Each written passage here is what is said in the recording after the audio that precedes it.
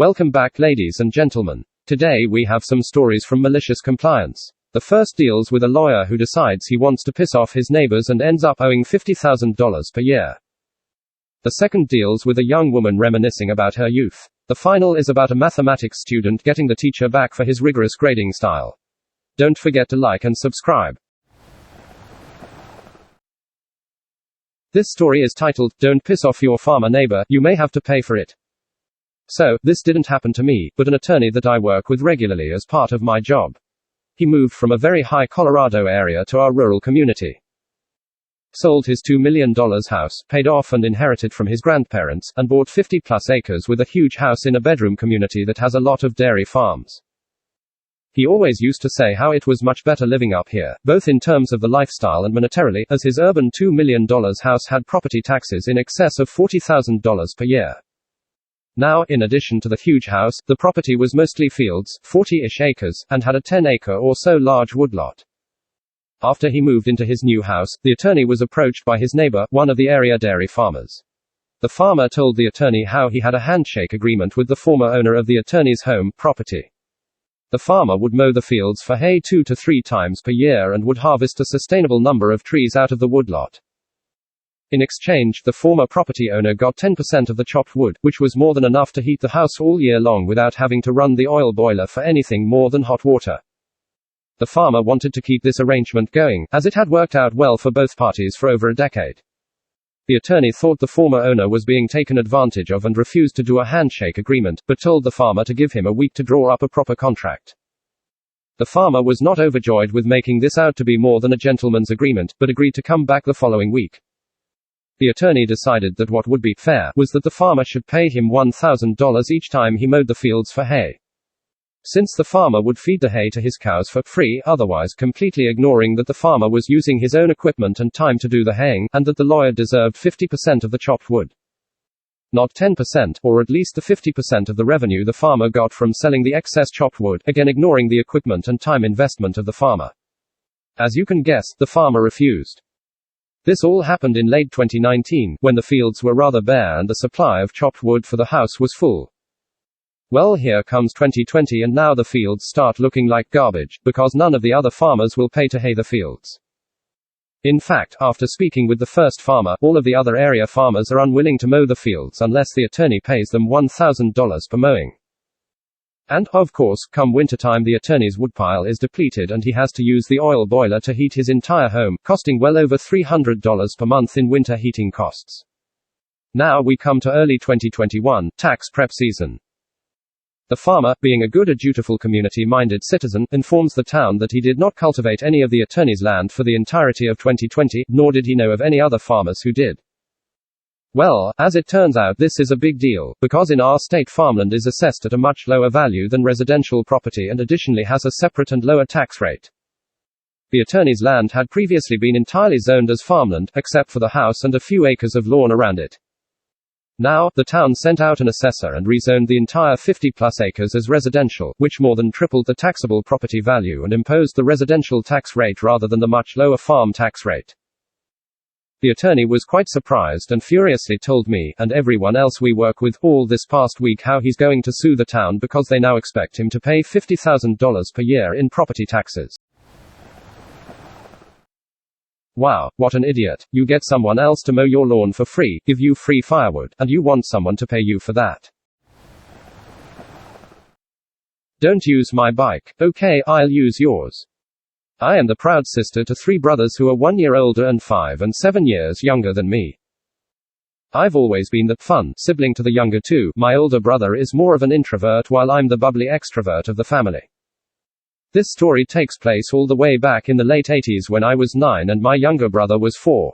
One of our favorite things to do was ride our bikes in the driveway. For those of you of my generation, remember Big Wheels? That was the bike he rode at the time while I had a neon pink Huffy bike. Therefore, my bike was much faster than his, so to give him a thrill, and to maintain my status as the best sibling ever, I would tie a jump rope around the handle of a little wagon and pull him up and down our long driveway. He loved it, I loved it, lots of giggles to be had. Finally, the day came when my mother caught us in the act. Needless to say, she put a quick end to this practice, and I was told explicitly not to pull my little brother around with my bike as it wasn't safe. Initiate malicious compliance. I had very recently become tall enough to ride my mom's bike just as easily as my own. She told me not to pull my little brother around on my bike. She never said anything about hers, so I tied the wagon to her bike, and we continued our giggle fest. That is until I took a curve too fast, the wagon flipped, and my little brother hit the pavement so hard he knocked out his 2 front teeth. It took 3 years for those babies to grow back in. Oops. My mom didn't punish me because she had to admit I completely followed her directions, although I think part of her decision may have come from the incredible amount of guilt I felt about hurting him. Those were the days. I remember the 1980s and doing many reckless things back then. Everyone I know made it through unscathed. Good memories. This story is titled, Oh, You Want Some Mathematical Rigor? I'll give you some. First of all, English is not my first language, so my apologies for the mistakes. Backstory. This happened while I was in 12th grade. I'm pretty good, and by that I mean, without false modesty, that I was basically dominating my entire school at math. It was, and still is, one of my main passions, and I was basically 2 or 3 years ahead of the required math level. I also have a pretty large math culture, which will be important later. Once again, this is not to brag but just to give you an idea about why messing with me about math isn't a good idea. The story. My 12th grade teacher was special. It was his first year at this school, and for context he was an old, very old, prideful jerk, like the never wrong type. Now, I know that math is all about rigor. But every mathematician out there will tell you that excessive rigor isn't helpful at all and often hides the actual math. This teacher wanted everything to be detailed. Like, excessively detailed. If you skipped one line in your derivation you would lose points. Even though, as I said, this line could be easily done in your head. Like if you ended up with 2 by 2 plus 1 and you were enough of a fool to write on the next line equals 5. You would lose points because you didn't write equals 4 plus 1 and only then equals 5. Now I get this kind of rigor can be good when dealing with a new topic. But this level of detail in 12th grade is stupid. The part that really made me angry was the grades. I would usually end up with perfect grades. Side note here, where I live grades aren't given as percentages, so I'll translate the notes in approximative percentages, but not with him. I barely succeeded in getting higher than 70%, whether in tests or in homework, and even though everything was correct. And I didn't really care because the grades in themselves aren't really important for future school admissions, the position in the class was, and I was still very much at the top.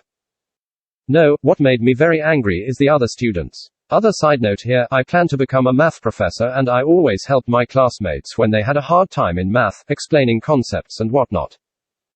This year, everyone's grade plummeted. I'm talking about hours of hard work to go from 25 to 30%, and for them, the future wasn't as sure as for me, because the ranking was always changing. On the day before the holidays, he gave us back our homework.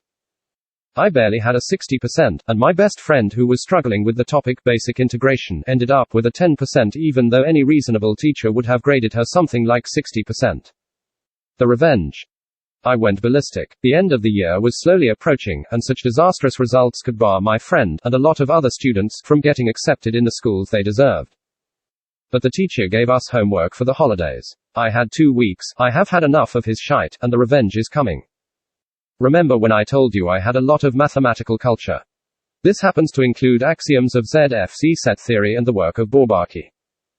To those who didn't understand a single word here, math, in their purest form, are based on some elementary bricks that have to be assumed and can't be proven, even though they seem intuitive.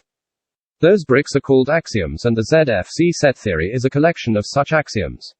Nicola Bourbaki is a fictive name given to a group of mathematicians that decided to rewrite math based on the axioms. Their work consists pretty much of impossible to read cumbersome notations that are as rigorous as you can get. So, I did exactly that. Day and night with very little breaks, I wrote hundreds of pages of pure, unreadable, cumbersome but rigorous math. A level of rigor even my teacher himself wasn't expecting from anyone.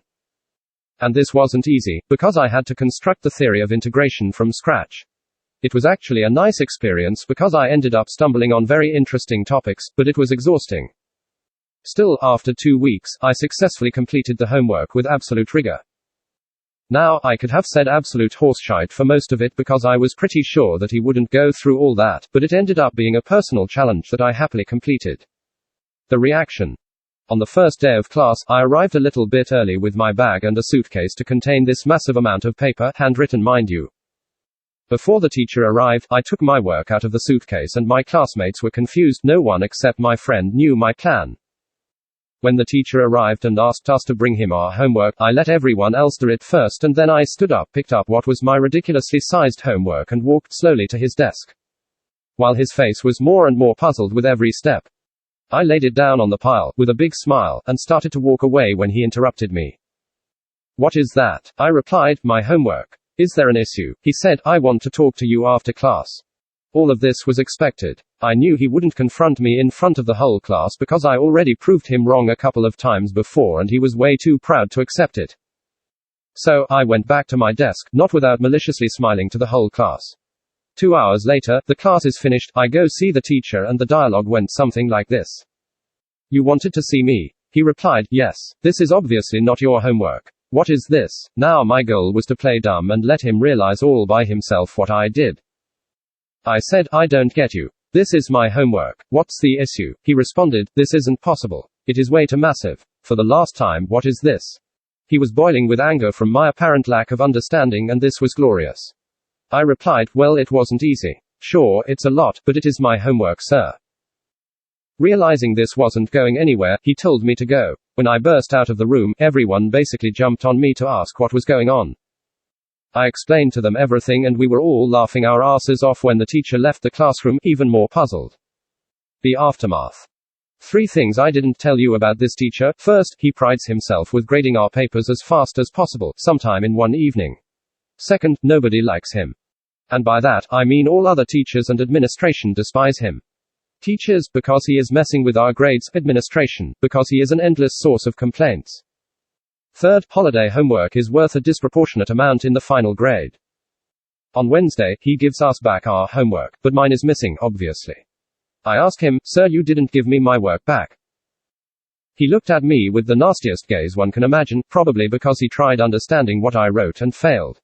"I'm not grading that." "Why?" I asked this with the most theatrical shocked tone, which induced a few chuckles. "You know why. Stop playing nice." The day goes on, and once again this was expected. Final part of my plan is coming. I go directly to the admin. Side note, I don't really know how the school's hierarchy are designed in other places, so admin here means people that are in charge of him and can force him to do stuff. I explain to them the situation, but I don't bother them with mathematical details, i.e. I basically tell them that I tried to be more rigorous than usual since the teacher seems to like rigor. And that it obviously made my work a little bit longer, but that this is no reason to not grade it, and that because of the proportion of it, it would basically destroy my GPA. The teacher is called on the spot and had to explain himself to the admin. He tries to justify himself, but the admin is not blind to what I was trying to achieve and seemed to be on board with it, was having none of it. A full argument later in which I wasn't able to say a single word, the admin basically says to my teacher that he has to grade my work, and fairly. He is fuming, and I won. I knew I won because knowing how proud he is, he will pass an enormous amount of time trying to find any single mistake, and to do that he had to understand what I was writing. He knew that he couldn't randomly assign a grade because I would ask him to point out my mistakes. 3 months without any assignment from his part later, he gives me my work back. I got my 100%, he got to learn about some pretty cool math and most of all, he stopped annoying us with everything that he didn't consider perfectly rigorous. After that, I did my best to help lost students get back on track and in the end, pretty much everyone was accepted to the school they deserved. Wow, that story was a mouthful. It's pretty funny that it worked out for the student. Usually things don't go that way. Thank you so very much for listening. Please check out my other videos and like and subscribe.